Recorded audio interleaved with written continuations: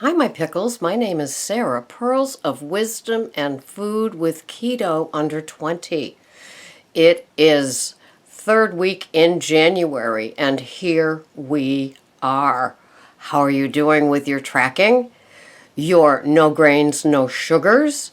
Are you paying attention to added sugars? Are you paying attention to artificial sweeteners? Do you know that they're stuck in everything? I can't imagine what it must have been like before to have something that wasn't sugared up, sweetened up. It seems like everything is these days. So I've been reading my zero sugar diet. I'm not following the diet. I'm just, validating the no sugar, the artificial sugars and things like that. And I like David. I always liked him, and I like him when he's on Dr. Oz. And he's on a mission. I mean, for 25 years, he's done so many different books. He was editor of Men's Health. These are just a sampling of his books. You know, he sees himself as a crusader, and I like the way the book is written because it's not written in a you must kind of way. It's just kind of written in a this is what zero sugar looks like in your food plan. And it's amazing that you can get a few hundred pages of what no sugar looks like. And so, I realized I didn't think I was as addicted to sugar as I was to grains, but in seeing how things still had sugar in them, how it happened, and now to me, sweet would be like a tablespoon of cashew butter or almond butter, and I know it's not sweet. I think the cashew butter does have some grams of sugar, but the point is that I'm not adding the artificial sweeteners to everything. I used to watch a friend of mine add like 4 or 5 Splendas to fruit on top of either oatmeal or yogurt, and it was Splenda, and so. When I did the video a few days ago of where would you like to be April 1st, I loved some of the comments, and I thought it was I just thought it was neat that people did have some ideas about where they would like to be, and YouTube is acting very slow today. We're having a huge wind rain storm, so I think some of it's affected. So I was going to go in there and tell you about what some of the comments were for people. And it's kind of funny because perhaps they're listening to this channel frequently and other channels, and a lot of what they wanted to fix or do without are behaviors and habits and lose some pounds, or more than losing pounds. And that was interesting because my focus has been on what is habitual in your life. What are you so used to eating or having or doing, like nighttime eating, that you don't even realize it's more of a habit than it is a craving for a certain food? And remember how people used to say nothing good happens after midnight, especially when referring to teenagers in cars? And to me, nothing good happens after the last bite of dinner. All of those nighttime treats, earned, deserved, and so forth, aren't really anything more than you're just used to doing that. And I'll admit that one of the triggers for me is seeing an ad where you have this skinny little thing that doesn't weigh more than 85 pounds, and she's got this bowl, bowl of popcorn in front of her as she leans into doing some binge watching on Netflix or Amazon or something like that. And I kind of laugh, and I do have popcorn as a very rare and appropriate treat every few months when we go to the movie theater. And to tell you the truth, I wouldn't go to the movie theater if I couldn't have my popcorn. It's just that simple. And I bring my melted Kerrygold, or now I'm getting the Organic Valley pasture cultured butter. And so I'm working off of both, plus the Amish rolled butter. And it's a delight to have 3 different types of butter, salted and unsalted. It gets up to like 5 or 6 types of butter. But anyway,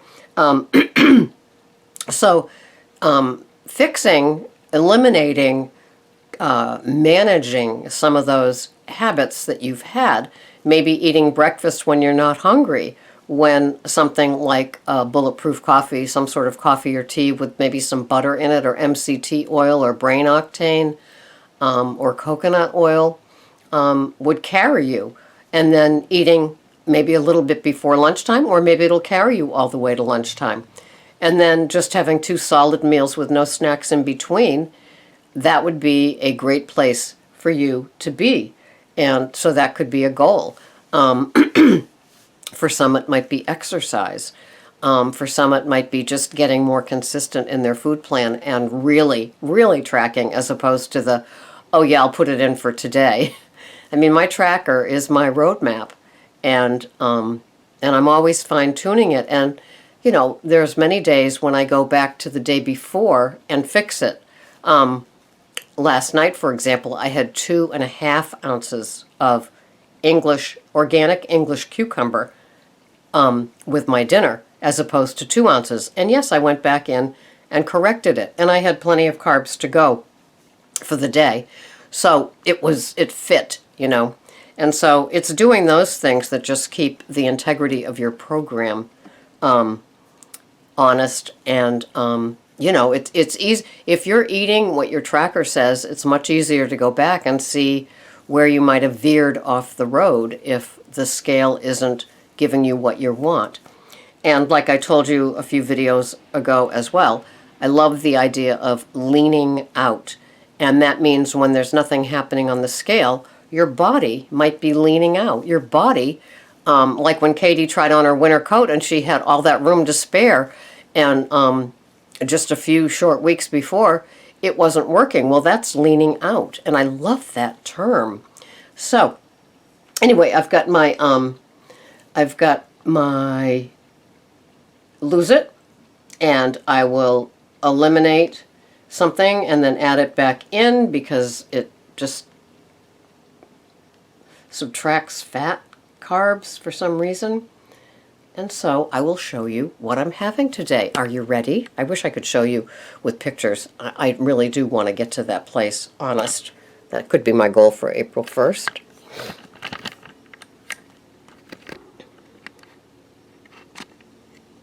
So here we are for the day. Today is Tuesday, January 24th. And I am having 1,500 calories. Stop me if you've heard that before, today. And I had my Bulletproof. I've still got one more small teacup's worth of Bulletproof. And I got up today at 3:30, catching up on my sleep after my 2 overnights. I've put in 3 tablespoons of heavy whipping cream, whether I have it or not. 1 tablespoon of butter. Half of that would go into my next coffee. The other half goes into sautéing baby fresh organic spinach and 2 ounce, oh, I thought I put, maybe it came in under dinner.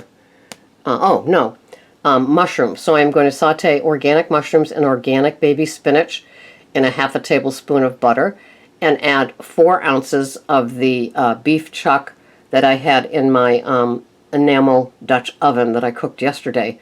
And so I will heat that up and in a cast iron pan, and that will be part of my lunch. The rest of my lunch will be 2 ounces of organic celery sticks and 2 ounces of organic English cucumber. And that seems to me like a mighty fine lunch. Also included in that is my cup of chicken bone broth that I will have, 3-ish, plus a lot of water. For dinner tonight are 4 ounces of spare ribs that we cooked on the big green egg, and 3 cups of sautéed organic baby spinach. Do you think I get enough spinach? 1/2 tablespoon will be used to sauté the spinach, and a 1/2 tablespoon on 3/4 cup of organic green beans. And as I said, that comes to 1,520 calories. And then over here are my macros. And this is the Lose It application if you haven't watched me before. And this is the premium $39.99, so you can get your macro breakdown. For fat, I'm having 121 grams of fat, which is 73% of my food plan for the day. I am having 16.3 grams of carbs. I do not subtract the fiber, but if I did, it would be 9 something, and that is 4.4% of my day. And I'm having 82 grams or 83 grams, which is 22% of my macros for the day. And so I am happy with my food plan and happy to get my day going. I wasn't able to walk today because of this nor'easter that we have, but I consider myself lucky that we didn't lose power. And so I am heading off out early today for my meeting, and then I will come back. And I have some wingettes and chicken thighs marinating in ginger, olive oil, and coconut aminos, and some garlic salt to cook for tomorrow night. And so I've got to stir that up so everything gets, coated as I marinate it. And that's my fun for the day. I've already done some cleaning. It is 5:45 in the morning, and I'm excited. Have you tracked? Are you having enough water? Do you put lemon in your water? Have you made any goals for April 1st? Are you sticking to it? Are you happy with where you are? Is there purpose in the food plan that you're having? Are you under 20? Are you struggling with it? Are you getting enough veggies? Yeah, you have to answer all these questions below, and in the order that I asked them, like as if I remember. So have a wonderful day, my pickles. This has been Sarah, Pearls of Wisdom and Food. With keto under 20, it's doable, and you can get all those nice leafy greens like they suggest you have, and still stay under 20. And maybe you'll be leaning out. Maybe the scale will be saying you've lost. Those are great things. That's where it shows. The habits could be going away. You're choosing to say no thank you and getting over it. There could be some withdrawal, but in a few days it's like, really? Did I really eat that at night? How you doing with your gum? I still have 2 gum videos to post too. I've been busy. Thanks so much for watching. Bye-bye for now.